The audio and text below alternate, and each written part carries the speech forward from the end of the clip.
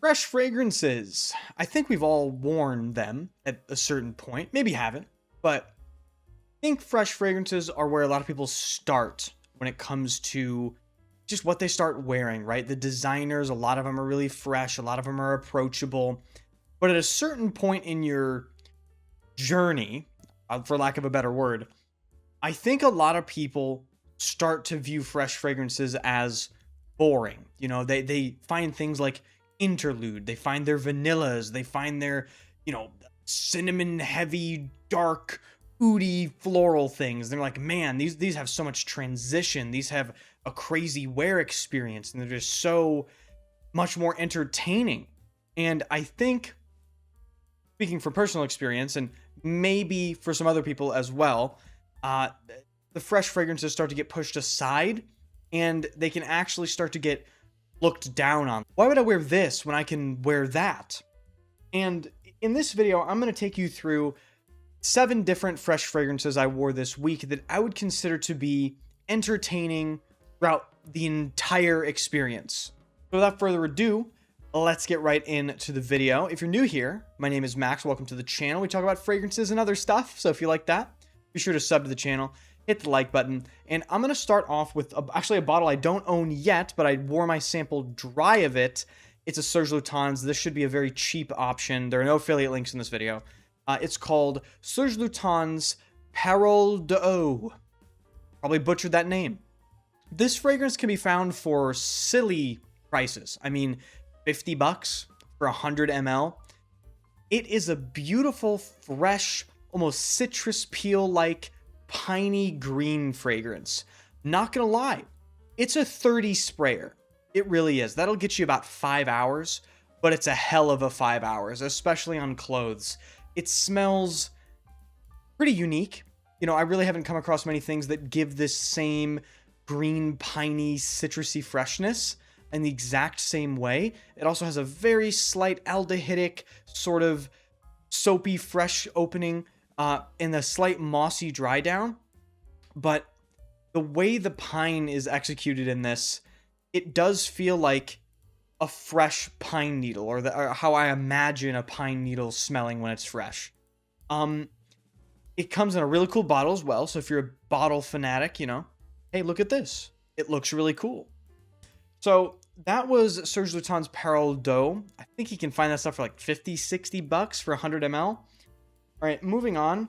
Another fresh fragrance I would consider to be incredibly entertaining throughout the entire wear experience. I'm wearing this right now as my scent of the day.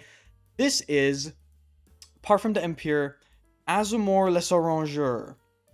This, in my opinion, is either the best orange fragrance ever made, or it's number 2. Let's say tied for first with Frederic Malle Bigarade Concentré. But the reason I would put this up in that mighty spot of best orange fragrance is this executes the natural feel of the note better than any fragrance I've personally come across, better than Louis Vuitton Afternoon Swim, better than Bigarade Concentré by Frederic Malle. I just feel like the rindy, photorealistic aspect of this is so well rendered, and that's not all you get. It's cool, spicy. It has some maybe cardamom, something spicy in there that's also fresh. It has this very slight woody, mossy base. This is, I think, technically a chypre fragrance, a citrus chypre. So it does have a distinct citrusy top with, a big transition from the top to the base. So that is Azumor les Orangeurs. You can pick this up on discounters for like probably $100 for 50 ml and a little bit more for 100 ml. The quality is absolutely outstanding. I would highly recommend you check out Parfum d'Empire as a brand in general. The perfumer, Marc-Antoine Corticchiato, is just a true frag head. He really cares about the materials he uses. All my friends that went to Aix-en-Provence, they got to meet Marc-Antoine, and they all said he's a top lad. Okay, so Parfum d'Empire is great. Moving on, this price per ml, this is probably the most expensive fragrance in the video, but price in total, it's still affordable, I guess, but not really. This is the New Les Indomptables. It is Parfum Sacré Opus 1. This is basically Les Indomables doing Aventus, but not really. See, they lied when they announced this fragrance. And this is, I believe, a website exclusive. You know, it's hard to find, blah, blah, blah. But it is on the website. They called this a fougere. And their whole marketing thing was, oh, like our perfumer's working on this fennel material. This is basically, they took a fragrance that they already have, right? It's called Escale in Indonesia. The beautiful ambergris citrusy cologne, slightly salty, slightly marine. And they took that, concentrated it by like 5 times, and added what I perceive to be as a fruity pineapple sort of marine salty element. And it's awesome. Now, unfortunately, this fragrance for 15 ml costs over $100. Yeah, I know. Gasp. It's scandalous and outrageous. However, it is an extremely interesting fresh fragrance to wear because, once again, it does have the stages people are looking for while maintaining the fresh qualities.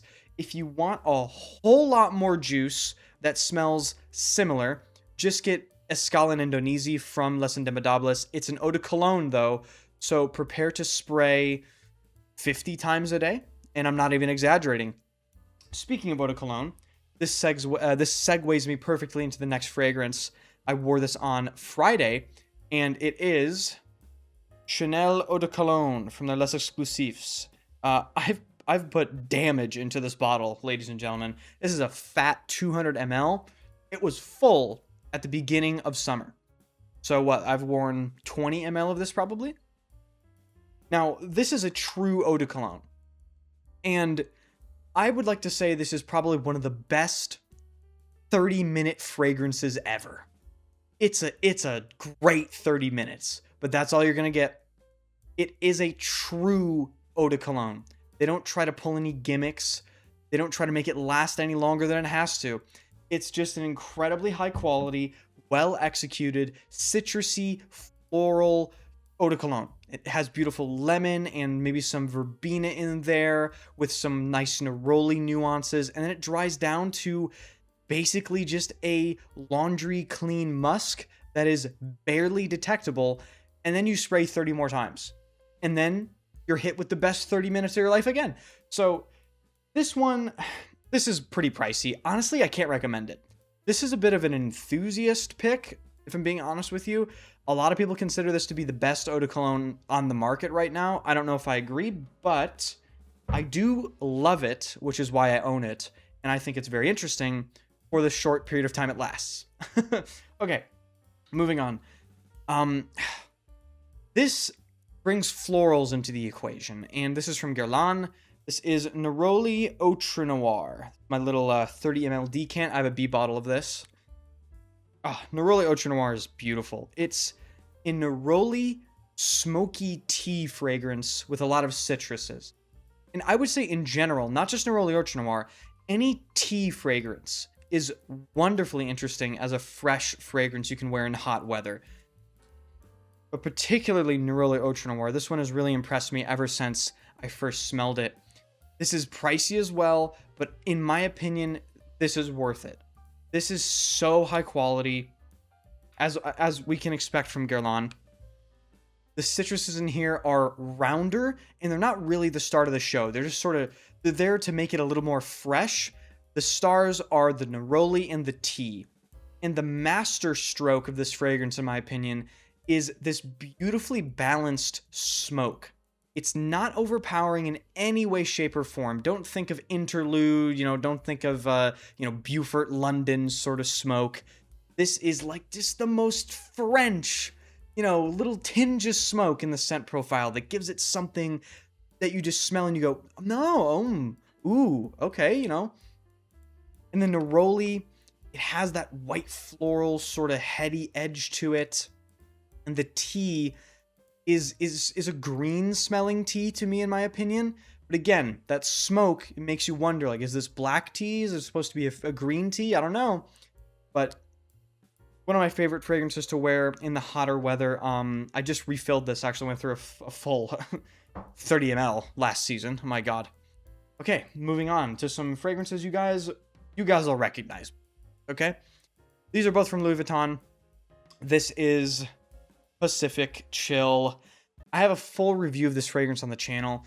This is basically a wonderfully juvenile, happy, carefree, sort of cocktail smelling fragrance. It has a brief hint of mint at the start. It doesn't really last that long for me.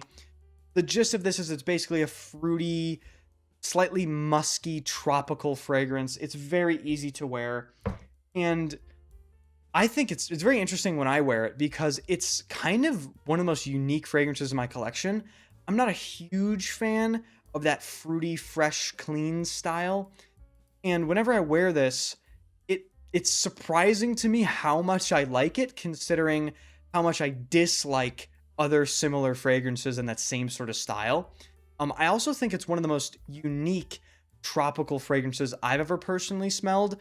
And it doesn't fall into the pitfall of smelling overly synthetic, like something from Xerjoff, right? Like Herba Pura. To me, that just smells unbearably synthetic. Pacific Chill walks a beautiful line. And finally, I don't even have to introduce this one. You guys know what's coming. Imagination. Ladies and gentlemen, listen, from a niche snob that tries to reel in the snobbery, this is probably the best daily wear fragrance on the market. It really is. It's that good.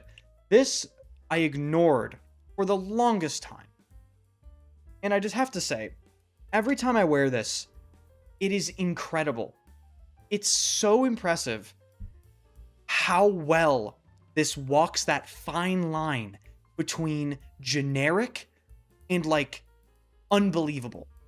It does it so well because with a scent profile like Imagination, it's so easy just to release, oh, it's another soapy fresh thing. It's another citrusy with, Ambroxan heavy blue fragrance. The thing this does well is it achieves basically everything it sets out to do without being annoying at any part in the wear experience. A lot of these blue fresh things, they're overly synthetic. They don't last as long. You go nose blind, or there's just something sticking out in them. At a certain point in the wear experience, they get annoying. They disappear. You can just tell it's not high quality. With this fragrance, I'm telling you guys, it does everything perfectly. And it's almost infuriating because it's so expensive. But I can't say that it isn't impressive. It won me over. And it took me a couple years to really come around to that. But yeah, Louis Vuitton Imagination, guys. If you're looking for something just to put on every single day that will get the job done, I'm telling you, this fragrance really does fit the bill. Oh, has this wonderful citrusy, soapy, clean, fresh thing. It's amazing. Okay. So there you have it, guys. Those are 7, in my opinion, interesting / not boring fresh fragrances. This has also been an episode of My Week in Perfume. I did wear all these this week. Okay, so if you enjoyed, be sure to hit the like button, hit the sub button. Let me know what you guys think about all these choices, if you own any of them, if you've smelled any of them, and also let me know what your scent of the day is in the comments section. Appreciate you guys watching, and I will see you guys in the next video.